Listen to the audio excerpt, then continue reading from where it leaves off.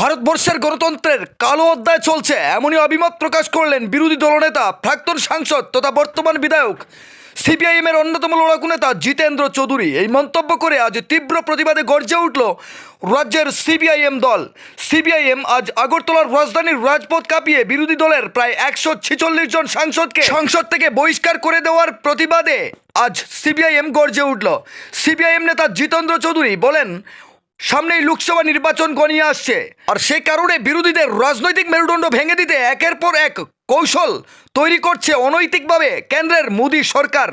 তিনি আরও বলেন, সংসদে গেরুয়া আবির ছিটিয়ে দেওয়ার সেই ঘটনাকে উত্থাপিত করে বলেন, আজ থেকে 22 বছর আগে একই দিনে এই সংসদে হামলা করা হয়েছিল সন্ত্রাসবাদীদের তরফ থেকে।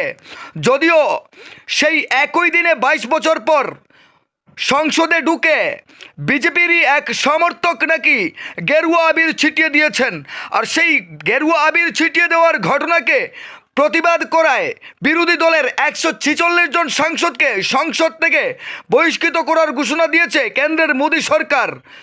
সিপিআইএম নেতা প্রাক্তন সাংসদ জিতেন্দ্র চৌধুরী বলেন, যেখানে দেশের প্রধানমন্ত্রী নরেন্দ্র মোদী এবং স্বরাষ্ট্রমন্ত্রী অমিত শাহ গলা ফাটিয়ে দাবি করে থাকেন যে কোটি কোটি টাকা ব্যয় করে যে নবনির্মিত সংসদ ঘর তৈরি করা হয়েছে সেটির নিরাপত্তা একেবারেই পঙ্খানুপঙ্খু ঠিক আছে, তাহলে প্রশ্ন তুলেছেন জিতেন্দ্র চৌধুরী, সেই নিরাপত্তা আছে বলে দাবি করা স্বরাষ্ট্রমন্ত্রী অমিত শাহ এবং নরেন্দ্র মোদীর বক্তব্যের কোনো মানেই হয় না।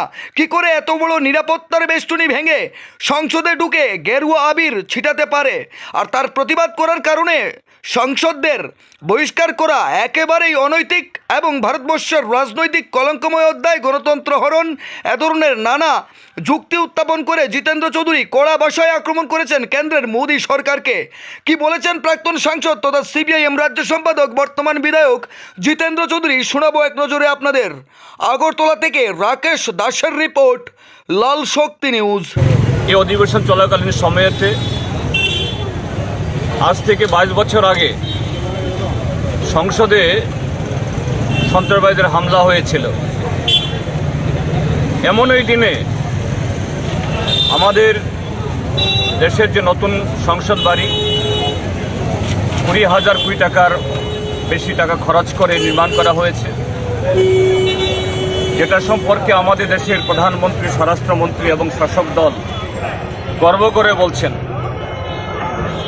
এটা শুধু সৌন্দর্য এবং সুযোগ সুবিধার দিক থেকে পৃথিবীর অন্যতম ইমারত নয়, এটা সুরক্ষার দিক থেকেও অন্যতম একটা ইমারত তৈরি হয়েছে।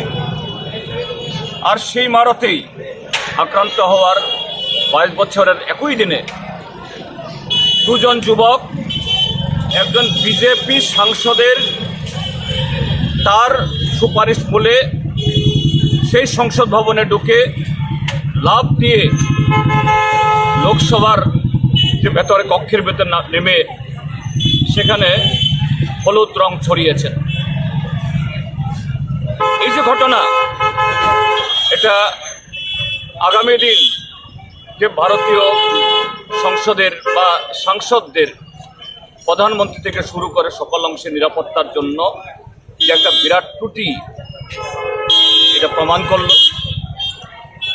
এটা নিয়ে যাতে প্রধানমন্ত্রী এবং স্বরাষ্ট্রমন্ত্রী বা যে কেউ তারা সংসদের উভয় কক্ষে বিবৃতি দেন, এটা নিয়ে বিরোধীরা দাবি উত্থাপন করছিলেন। আর সেই ঠুনকো অপরাধে, এই দাবি উঠানোর অপরাধে অজুহাতে 146 জন সাংসদকে সেখানে গোটা অধিবেশনের জন্য বহিষ্কার করে দেওয়া হয়েছে। এই ঘটনা নজিরবিহীন, ভারতীয় সংসদের জন্য, ভারতীয় গণতন্ত্রের জন্য একটা কলঙ্কজনক অধ্যায়। আমরা আজকে একটি সম্পূর্ণ রাজনৈতিক বিষয়ের উপরে এই বিক্ষোভ মিছিল আহ্বান করেছি। আমাদের এই বিক্ষোভ মিছিলের মূল উদ্দেশ্য হচ্ছে ভারতবর্ষের সংসদীয় গণতন্ত্র থাকবে কি থাকবে না, এই প্রশ্ন আজকে দেশবাসীর সামনে উপস্থিত হয়েছে।